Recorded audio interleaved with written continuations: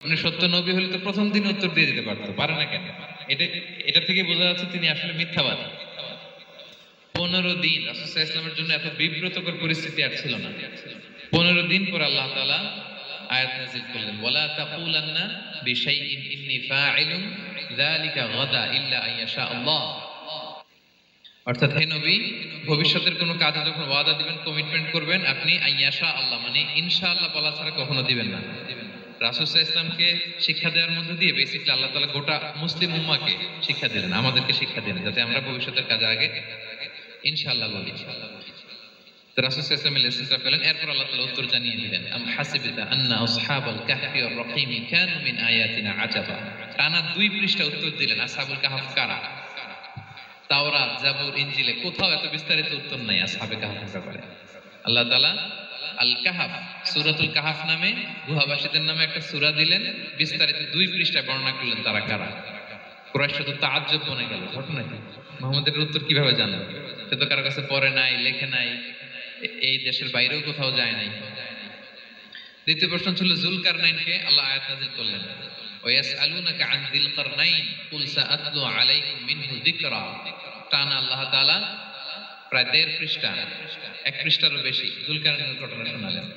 আর রূহের কথা শোনালেন সূরা আল ইসরাতে, ওয়ায়াসআলুনাকা আনির রূহ কুলির রূহু মিন আমরি রাব্বি ওয়া মা উতীতুম মিনাল ইলমি ইল্লা কালিলা।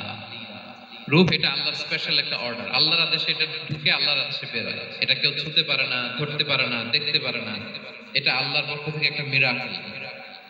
3টা প্রশ্নের উত্তর যখন আল্লাহ তাআলা দিয়ে দিলেন, রাসূল সাল্লাল্লাহু আলাইহি ওয়াসাল্লাম তাদেরকে সাবলীল ভাষায় শুনিয়ে দিলেন। তারা অবাক হয়ে গেল। এইটা হচ্ছে সূরাতুল কাহফ নাজিল হওয়ার প্রেক্ষাপট। এরকম একটা সিচুয়েশনে নবুয়তির 5ম বছরে আল্লাহ তাআলা এই সূরাটা নাজিল করেছেন।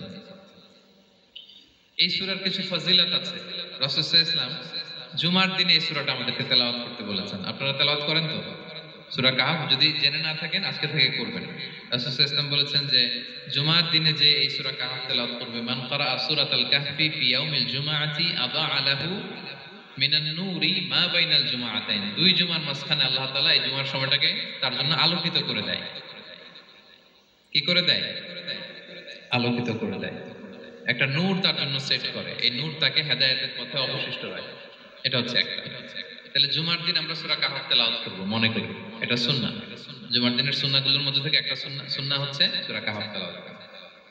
আবার আরেকটা হাদিসে রাসূল সাল্লাল্লাহু আলাইহি ওয়াসাল্লাম বলেছেন, মান হাফিযা 10 আয়াতিন মিন আউয়ালি সূরাতিল কাহফি উসিমা মিন ফিতনাতিদ দাজ্জাল। যে ব্যক্তি সূরা কাহফের প্রথম 10 আয়াত মুখস্থ করবে, সে দাজ্জালের ফিতনা থেকে মুক্তি পাবে। বিসমিল্লাহির রহমানির রহিম। আম হাসিবতা আন্না আসহাবাল কাহফি ওয়ার রাকিম কানু মিন আয়াতিনা আজাবা। সাদাকাল্লাহুল আযীম। রব্বি ইশরাহ লি সাদরি ওয়া ইয়াসসির লি আমরি ওয়াহলুল উকদাতাম মিন লিসানি ইয়াফকাহু কওলি। আল্লাহ রাব্বুল ইজ্জা ওয়াল জালালের দরবারে শুকরিয়া জ্ঞাপন করছি যে আল্লাহ তাআলা আমাদেরকে